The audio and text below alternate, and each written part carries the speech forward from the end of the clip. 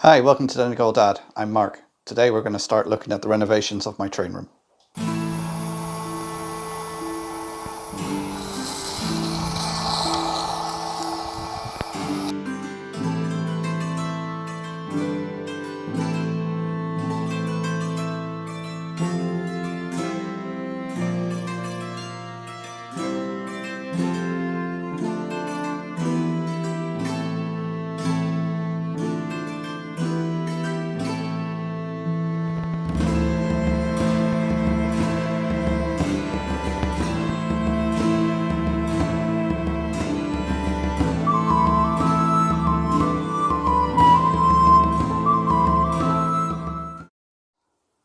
So the first job was to paint the floor.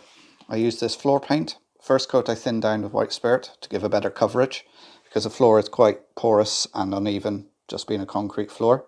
Then the second coat just went on neat. It's important to do the floor because it helps seal all the dust in, stops your room getting dusty, and also when you drop screws, when you're doing your maintenance on your locos, it's easier to see them on the contrasting paint.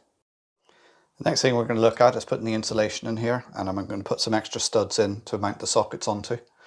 So we'll take off this covering. I've already marked it top and bottom because I'm going to reuse this again. We'll just pull it off the wall.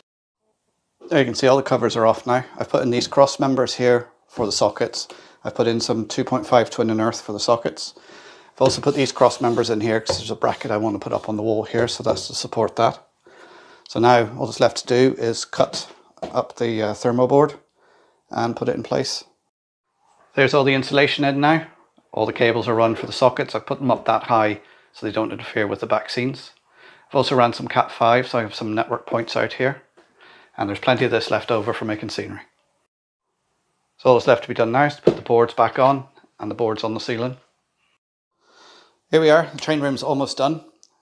We've the coverings back on, the insulation's underneath it. The joints have been taped up, it's all been painted. We've put up the new light and all the electrics are done. So I've got plenty of sockets in here. The insulation is this thermoboard insulation I use, which is easy to cut with a craft knife and just snap it. It's important when you put it in that you leave an air gap behind it, so any condensation that builds up can easily be removed. If this wall was an outside wall, it was a wooden wall, you'd also need to have a waterproof membrane between it and the insulation to keep everything dry and safe.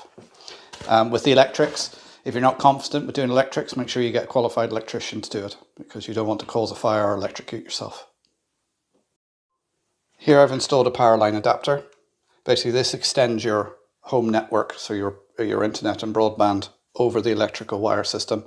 So when you're out in a shed like this, you just have another one of these plugged in by the router, and then this end here has a wireless connection on it, and also I can have a wired connection.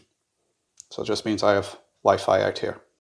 As you can see now, most of the work is done in here. There's a few little bits and pieces to be finished off, but the next task is now to finish off this 6x4 layout, because this is wanted in one of the local museums to go on display for a few months. Once I have this cleared out, then I can look at making the baseboards in here for my actual proper layout. So please don't forget to like, subscribe and share, and thanks for watching. I'll see you next time. Bye for now.